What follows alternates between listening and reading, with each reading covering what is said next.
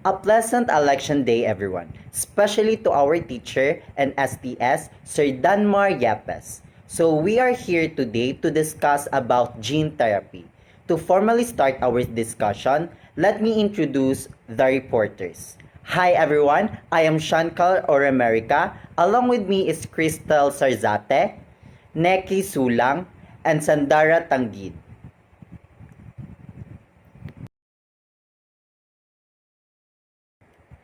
Gene therapy is a technique that uses a genes to treat, prevent, or cure a disease or medical disorder. Often, gene therapy works by adding new copies of a gene that is broken or by replacing a defective or missing gene in a patient's cells with a healthy version of that gene. By Solomon 2024. There are various forms of gene therapy. First is gene augmentation therapy. Involves introducing a functional copy of a gene into cells to compensate for a faulty or missing gene. Second is gene editing. Utilizes tools like CRISPR-Cas9 to directly edit or modify genes within cells, either by correcting mutations or by introducing specific changes. So next, we have gene inhibition therapy. Gene inhibition therapy involves blocking the expression or activity of specific genes associated with disease using techniques like RNA interference or antisense oligonucleotides. So next, we have cell-based gene therapy. So it involves modifying cells outside the body before reintroducing them into the patient, such as modifying patient's own stem cells to treat genetic disorders. Next, we have viral vector gene therapy. Utilizes genetically engineered viruses, the viral vectors, to deliver therapeutic genes into target cells, often used in vivo gene therapy approaches. Each form of gene therapy has its own advantages and limitations depending on the specific disease being targeted and the characteristics of the patient.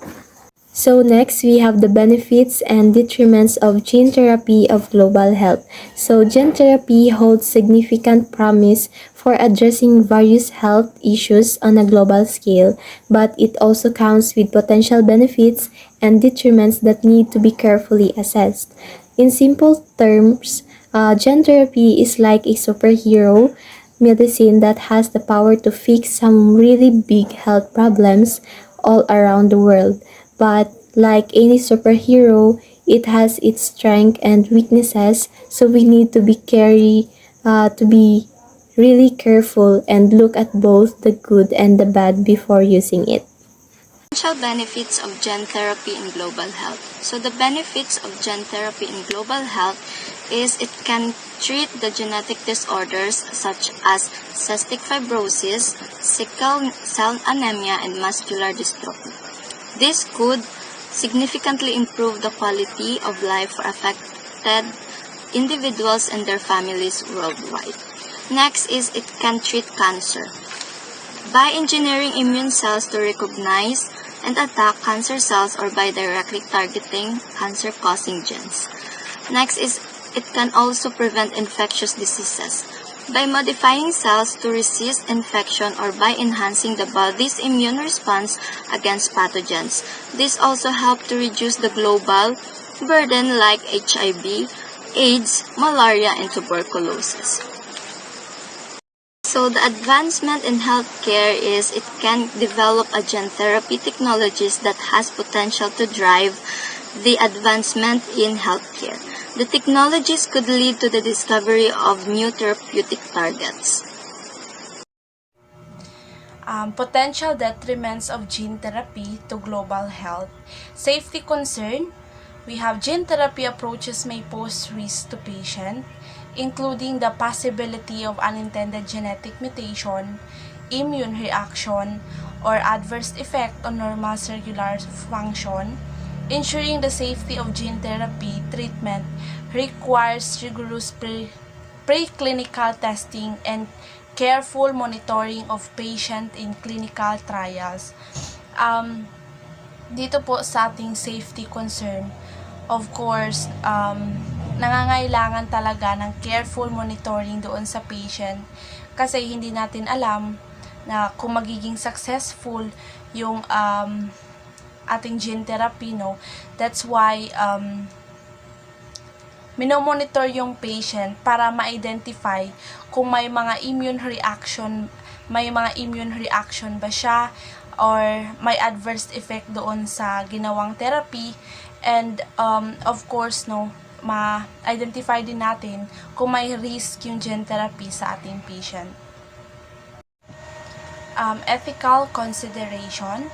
Gene therapy raises ethical concern related to genetic manipulation, consent, privacy, and access to treatment. Question about the equitable distribution of gene therapy technologies and the potential for genetic enhancement also need to be addressed to ensure that gene therapy benefits are accessible to all population.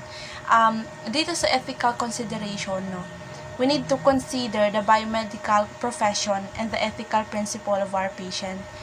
Let's like ng autonomy, the respect sa decision ng ating mga patient, and sa beneficence, we are promoting na maganda yung kinalalabasan ng mga ginagawa natin sa mga patient, and sa non-maleficence is avoid doing harm sa ating patient, and na nasabi dito is yung equitable distribution, which is justice, no, fairly distributions of care to our patient.